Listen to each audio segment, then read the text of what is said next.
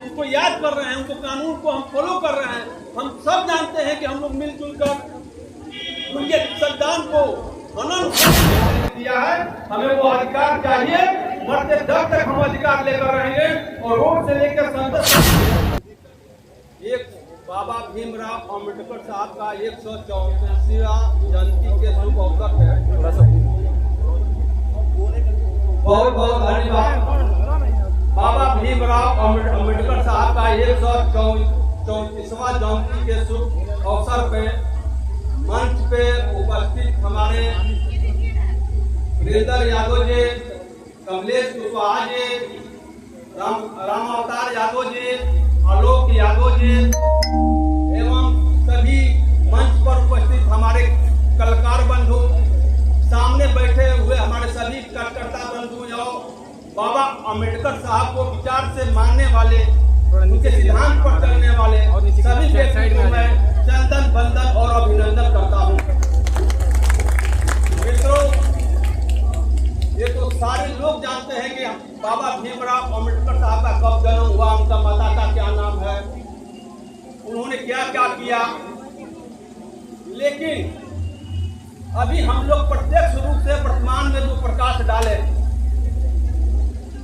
कि बाबा भीमराव अम्बेडकर साहब का जो कानून का संशोधन किया, लागू किया, आज 73 वर्ष हो गया। लेकिन 13 साल से आप लोग देखते होंगे कि प्रत्येक साल कानून को छेड़छाड़ किया जाता है, कानून को जो है बाधित किया जाता है, नया कानून लाया जाता है ताकि जो वंचित शोषित वर्ग के लोग हैं, जो उनके विचार के मानने वाले लोग हैं, जो उनके सिद्धांत पर चलने वाले लोग हैं, इनको अधिकार को छीना जाए, इनको अधिकार को छीना जाए, उनके अधिकार से वंचित किया जाए, मौलिक अधिकार को भी हनन किया जाए। तो मैं यही कहूंगा कि बाबा भीमराव अम्बेडकर साहब ने 3 शब्द का जो है 3 सूत्र दिए थे कि शिक्षित हो। शिक्षित होने का मतलब ये नहीं है कि सर्टिफिकेट लेके भीड़ चौराहे पर भीड़ जमा कीजिए। शिक्षा वो ग्रहण कीजिए जो जीवन जीने का कला प्रदान करती है। वैसे शिक्षा का जरूरत है जैसे हमारे बाबा भीमराव अम्बेडकर साहब ने ग्रहण किया। एक शिक्षा ही ऐसा देन है कि आज मंच पर भी हम उनको 134वां जयंती मना रहे हैं, उनको याद कर रहे हैं, उनको कानून को हम फॉलो कर रहे हैं। हम सब जानते हैं कि हम लोग मिलजुल कर उनके संविधान को हनन होने नहीं देंगे। कतई जो है संविधान जो अभी डायरी में पड़ा हुआ है, जो खतरे में पड़ा हुआ है, जो उस पर लोग वार कर रहा है, ऐसे कुछ व्यक्ति हैं, हम उसे कुचलने का भी काम करेंगे। समय आएगा, हम देखेंगे, हम एकजुट होंगे। दूसरा, उन्होंने कहा संगठित हो। संगठित होने का यह मतलब नहीं है कि हम संगठित होकर किसी के झगड़ा करें, किसी को रोड पर धरना प्रदर्शन करें।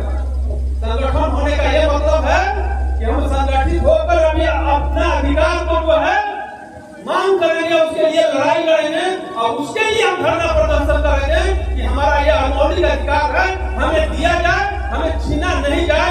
जो आज के लोग जो है छीनने में लगा हुआ है। 13 वर्ष तक जो स्थिति है आप लोग देख लीजिएगा। कहने का मतलब ये है कि खतियान में लिखा होता है कि आम गरमजुआ का मतलब यही होता है कि आम जनता को नहीं होना चाहिए, गरीब वंचित शोषित गरीब लोगों का जमीन होना चाहिए, जिनके पास एक घूट जमीन नहीं है उनका जमीन होना चाहिए, किसी भी धर्म का गरीब है उनको जमीन होना चाहिए। लेकिन सरकार क्या कर रही है, उसे कब्जा कर रही है। 1.5 वर्षों से आपके पास वो जमीन है, उसको खुलवाती है कि कहाँ गरमजुआ जमीन है। वो वंचित शोषित को न देकर वो अपने जेब में लेती है, वो अपने अधिकार के तहत वो अपनाने का काम करती है। हमें इसी सब को लड़ाई लड़ना है और संगठन मजबूत करना है कि हम उनके विचारों को आगे बढ़ाएं, संघर्ष करें।